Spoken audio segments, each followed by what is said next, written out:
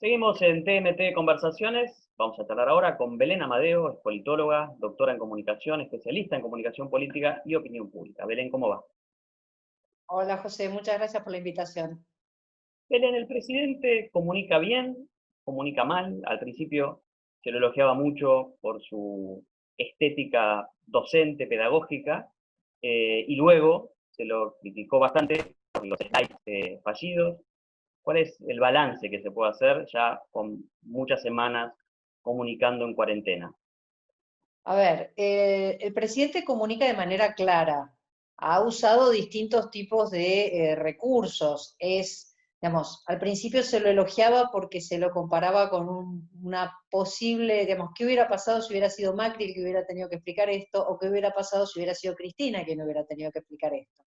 En este sentido, sin duda, la forma o el cómo de Fernández es más amigable que los de los otros, los anteriores presidentes.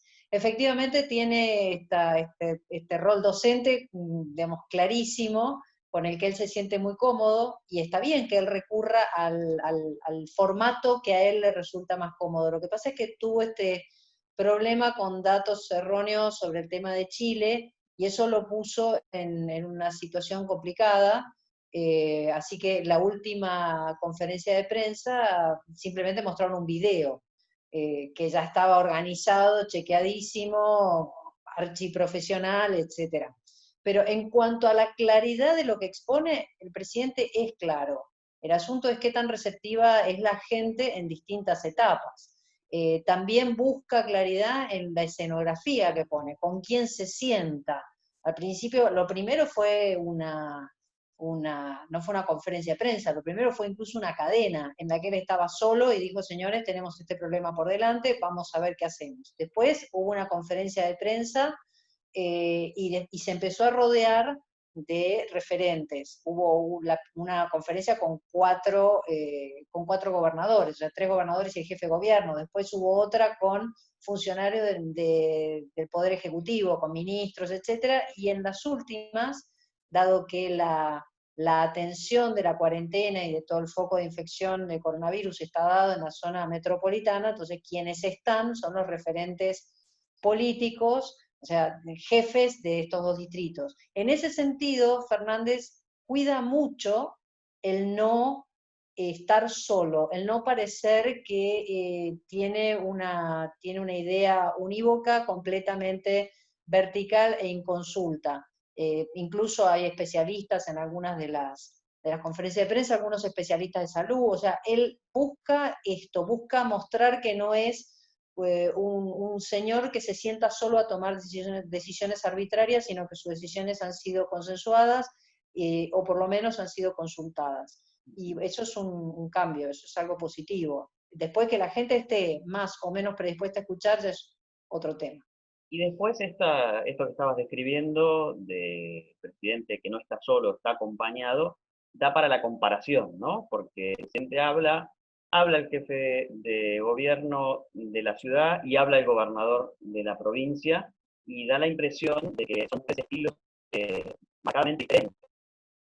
Sí, claramente son estilos diferentes, eh, porque son personas diferentes. Nunca nos tenemos que olvidar de que estamos hablando de comunicación y cada cual comunica como sabe y como puede, y en algunos casos como quiere.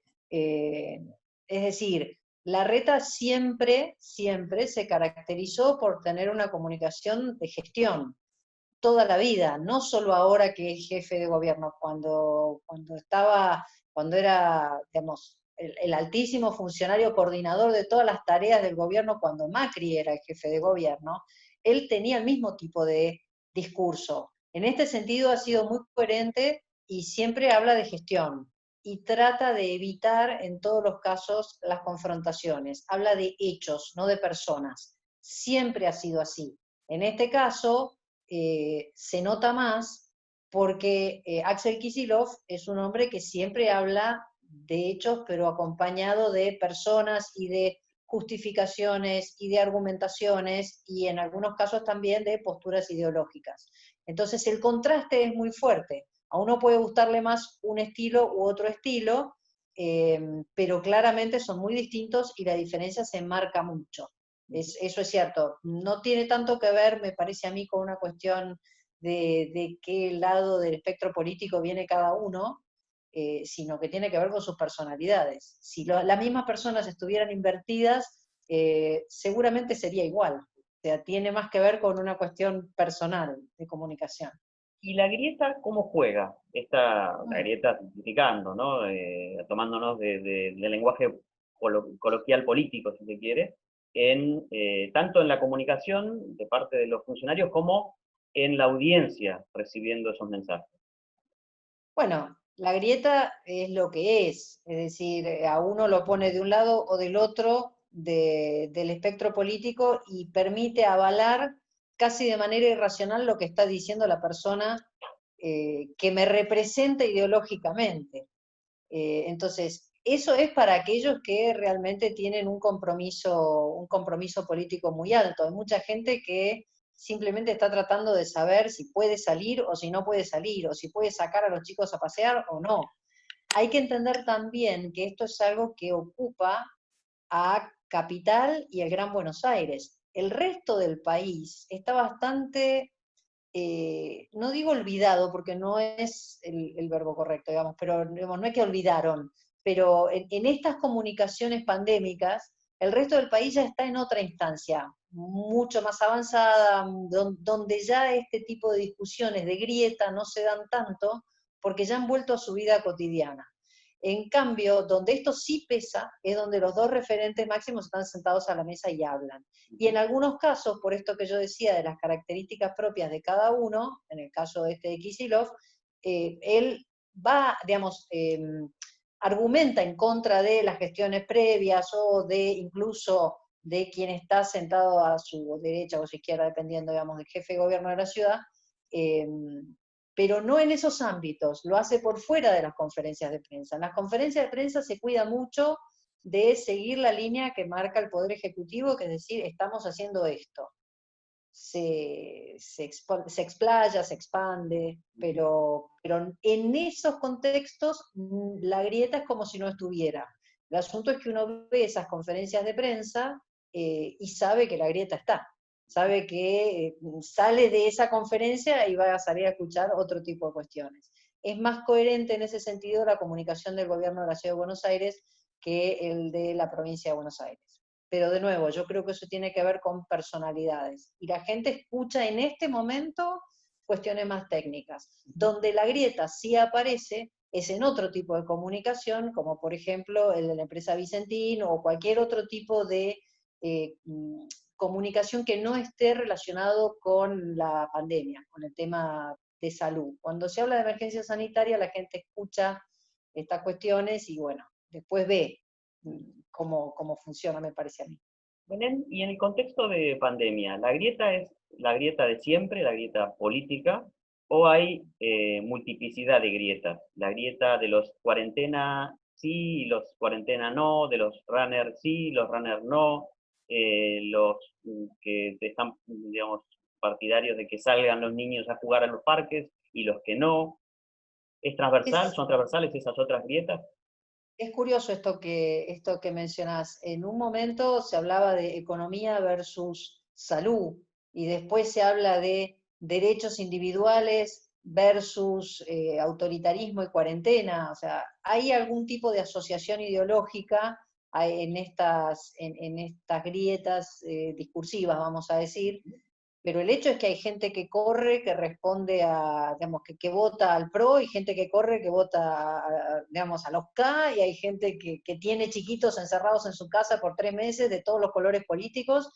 Entonces ahí es donde yo creo que al principio sí es más fácil asociar estos intereses a las intereses personales genuinos, ¿no? A la cuestión ideológica, pero de a poco esto hace ruido, o sea, a la misma gente le hace ruido.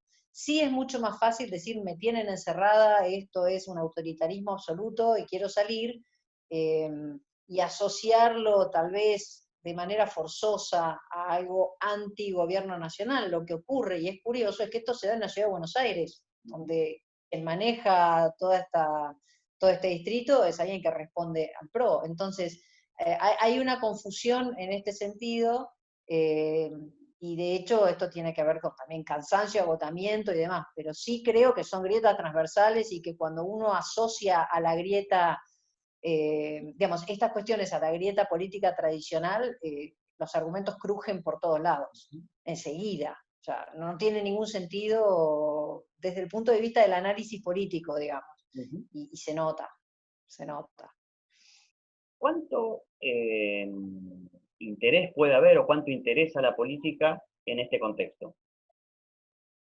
Yo creo que eso es lo de siempre. A los que nos interesa la política seguimos cada movimiento, cada levantadita de ceja de cada uno de los referentes, y si alguien habló o si alguien dejó de hablar, porque también si deja de hablar es tema. Entonces para nosotros que estamos en este microclima hiperinformado, ultrapolitizado, todo es importantísimo. Y cada vez que alguien respira, está queriendo decir algo. Nadie puede respirar porque tiene ganas de respirar, digamos, de ninguna manera. No hay nadie que no tenga alguna agenda política de fondo. Para el ciudadano normal, digo, la gente común, la verdad es que yo creo que el tema está mucho más atado a sus necesidades de retomar una vida cotidiana razonable y de poder tener un estilo de vida razonable. Estilo de vida quiere decir volver a poder comprar el pan, saber si el chico va a ir al colegio, saber si pierdo el trabajo o no pierdo el trabajo. Yo creo que el ciudadano común, el que no está hiperinformado, siente bastante fastidio con las cuestiones políticas y digamos, la politiquería de la grieta, etcétera, y lo que quiere es que le resuelvan el tema. Pero creo que esto es siempre así. Que sí, efectivamente hay más interés político en momento electoral, esto es natural, pero en la vida cotidiana la gente común quiere hacer una vida común y poco más. Lo demás es cuento nuestro, me parece a mí. Yo creo que el que está hiperinformado necesita eso como quien necesita el aire, pero hay gente que necesita simplemente aire, digamos, y no tanta política. Belén, muchas gracias. No, a vos, ha sido un gusto. Hablábamos con Belén Amadeo, politóloga, doctora en comunicación, especialista en comunicación política y opinión pública. Hasta la próxima.